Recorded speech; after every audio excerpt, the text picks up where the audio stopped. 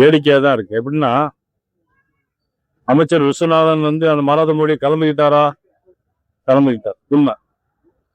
அந்த குழந்தைகள் வந்து கால் முதல் எல்லா இடங்களையும் கழிச்சு தடவினாரா?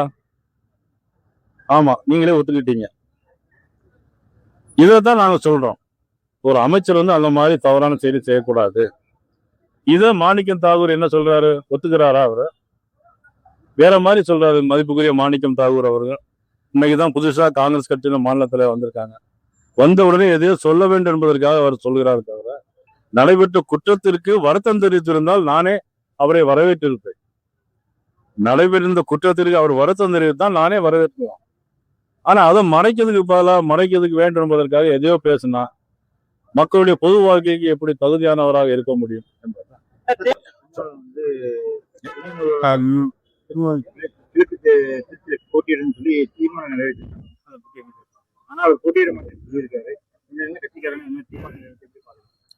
இல்ல, அது அவங்க கட்சியுடையது தீர்மானத்தை நிறைவேற்றி இருக்கிறாங்க. அது அவங்க கூட்டணி கட்சி சம்பந்தப்பட்ட பிரச்சனை. அதை பத்தி நான் எதுவும் கருத்து சொல்ல முடியாது.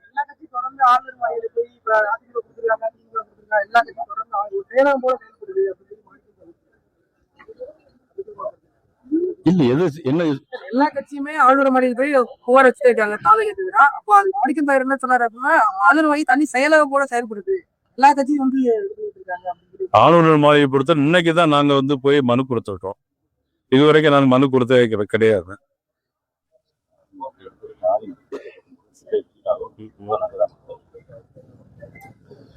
அதாவது இந்த ஆட்சி பொறுப்பேற்று 54 நாட்கள் ஆச்சு. 54 நாட்கள்லயும் நாங்க எங்க ஆளுநர் போய் பார்க்கவும் இல்லை, மனு கொடுக்கவும் இல்லை. ஏன் மனு கொடுக்க போனோம் அப்படிங்கிற செய்தி பத்திரிகைலாம் உங்களுக்கு எல்லாம் தெரியும். ஒரு அமைச்சராக இருக்கக்கூடியவர் திரு விஸ்வநாதன் அவர்கள் எப்படியெல்லாம் ஒரு குழந்தையில இப்படியெல்லாம் நடந்து கொண்டார். அது மட்டுமல்ல, இந்த 54 நாட்கள்லையும்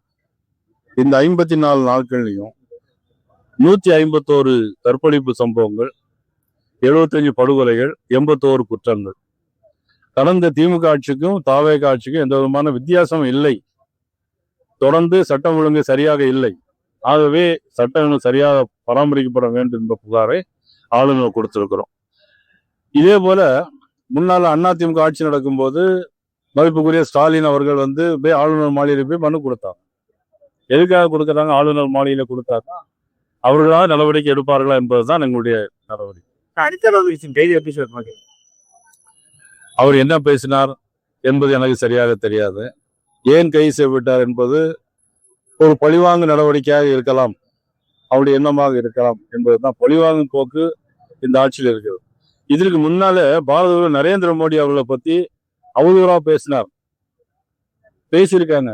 ஆனா கடந்த கால திமுக அரசு எந்த நடவடிக்கையும் எடுக்கல. இப்பொழுது இந்த அரசை விமர்சனம் செய்ததாக திரு ஜோசப் விஜய் முதலமைச்சரை விமர்சனம் செய்ததாக உடனடியாக கைது நடவடிக்கை என்பது நடைபெற்று கொண்டிருக்கிற குற்றங்களை எல்லாம் மறைப்பதற்காக, நடைபெற்றக்கூடிய கற்பழிப்பு சம்பவங்கள், நடைபெற்று கொண்டிருக்கக்கூடிய கொலை குற்றங்கள், படுகொலைகள், இதை மறைப்பதற்காக இவர்கள் ஒரு நாடகத்தை அரங்கேற்றிருப்பார் என்று நான் நினைக்கிறேன்.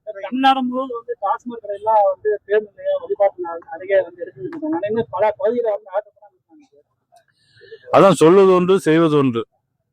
எல்லாமே இன்னைக்கு பாத்தீங்கன்னா, நிர்மல் மின்துறை அமைச்சர் என்ன சொல்றாரு, சட்ட அமைச்சர் என்ன சொல்றாருன்னா, நாங்க வந்து ஒழுங்கா இருக்கோம், ஆளுநர் எதுக்குன்னு கேட்காரு. இவரு மட்டும் ஆளுநர் பதவி ஏற்கும் போது ஆளுநர் மாளிகையில போய் போனார். அப்ப எதுக்கு அவங்க போனாங்க? ஆளுநர் மாளிகைக்கு எதுக்கு போனாங்க? தேவையே இல்லையே. அதனால சொல்வது ஒன்று, செய்வது ஒன்றாக இருக்கிறது.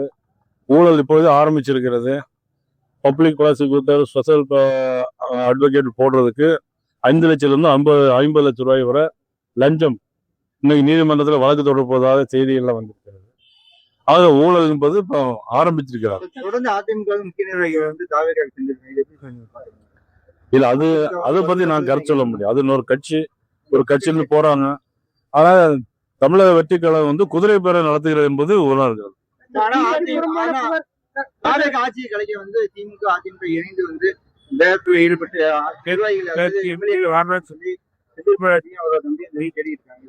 அதை பத்தி எனக்கு ஒன்னும் கருத்து தெரியாது. நிறைய பேர் போயிட்டாங்க. நம்ம கட்சியை டெவலப் பண்றது அடுத்த கட்டமா நடவடிக்கை இருக்காது. இது மாதிரி போயிட்டே இருக்கு. பிஜேபி நிறைய பேர்லாம் ஒன்றும் போகவே இல்லை. நிறைய பேர் ராஜினாமா பண்ணிட்டு இன்னைக்கு அது நீங்க தான் சொல்றீங்க, எனக்கு யாரும் தரல. மொத்தம் 1218 மண்டல், அதாவது ஒன்றிய நகரங்கள் இருக்கிறாங்க. இது யாரும் போராட்டி எனக்கு ஒன்றும் தெரியல.